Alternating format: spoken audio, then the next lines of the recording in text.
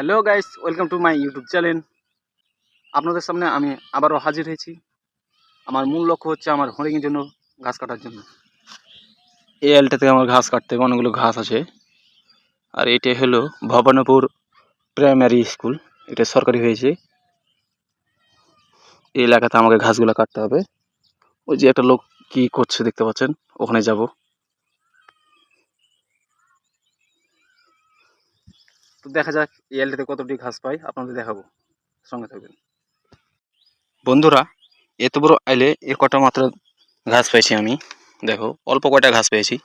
তো সঙ্গে থাকেন, সামনে আগানো যাক।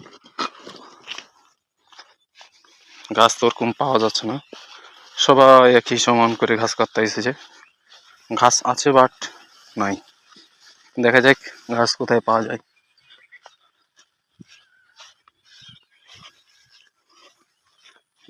এগুলো ক্ষীরের গাছ মনে হচ্ছে, এলটে তো আছে হালকা। দেখা যাক, এখানে একটা লোক কাজ করছে।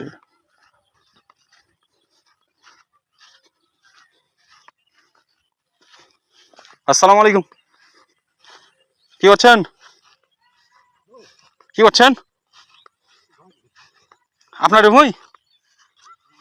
আচ্ছা, ছোট আছে না গাছ? আমার বাড়ি ময়ামারি, ঘাস কাটতে এসেছি তো ঘাস পাওয়া যায় না। আমার আব্বার নাম মোহাম্মদ আজিজুল হক। জি, ইমরানের ভাই, চিনেন? ময়ামারি না, সেরকম চিন্তা করি না। আচ্ছা, তা হই। আচ্ছা, চিনা জানা হয়ে গেল।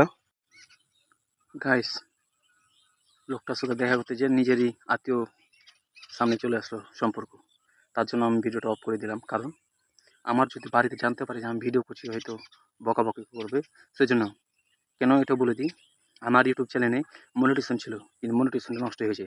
তার জন্য জানে যে নষ্ট হয়েছে আর ভিডিও করে না, আর আমাকে বকতো। এই জন্য আমি আর ভিডিও বানাই না। কিন্তু আমি লুকে লুকে আজ থেকে আবার শুরু করেছি ভিডিও, আর আজকে আমার সম্পর্কের সাথে দেখা হয়ে গেল। আমি এখানে আমার বাইকটা রেখে এসেছি, আর এই আইলটা কাটবো, দেখা যায় কতটুকু ঘাস পাওয়া যায়। আশা করি এই আইলগুলো কাটতে হলে আমার ঘাস হয়ে যাবে ইনশাল্লাহ। ততক্ষণ আপনারা আমার ভিডিওর সঙ্গে থাকবেন, যতক্ষণ না আমার ভিডিও শেষ হচ্ছে। বন্ধুরা, আমার ঘাস কাটা শেষ। মনে হচ্ছে মৌসুম খারাপ হয়ে রা হয়।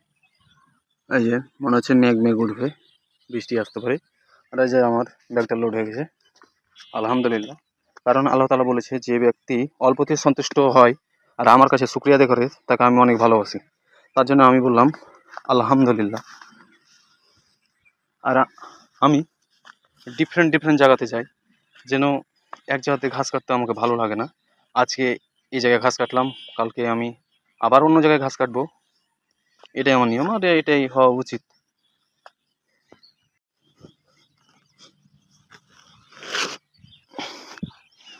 রওনা দিলাম। সামনে দেখতে পাচ্ছেন ওই রাস্তার পাশে, ওখানে আমার সাইকেল আছে, ওই সাইকেলটা নিয়ে যেতে হবে। মূলত এই রাস্তা দিয়ে যাই।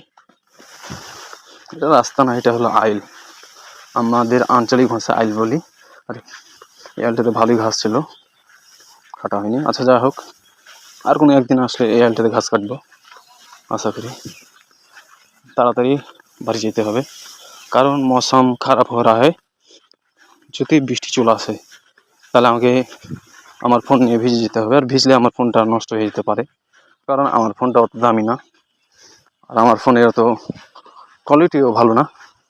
ওই যে সামনে এলটা একজন কেটে গেছে, মানে যতটুকু কেটেছে তার অর্ধেক ফেলে গেছে। এটাই ম্যাক্সিমাম সবাই করে। তো আমার ভিডিওটা যদি ভালো লাগে, অবশ্যই আমার চ্যানেলটি সাবস্ক্রাইব করবে, আর পাশে থাকা বেল আইকন বাটনটি বাজিয়ে সঙ্গে থাকবে। খোদা হাফেজ, সবাই ভালো থাকবেন।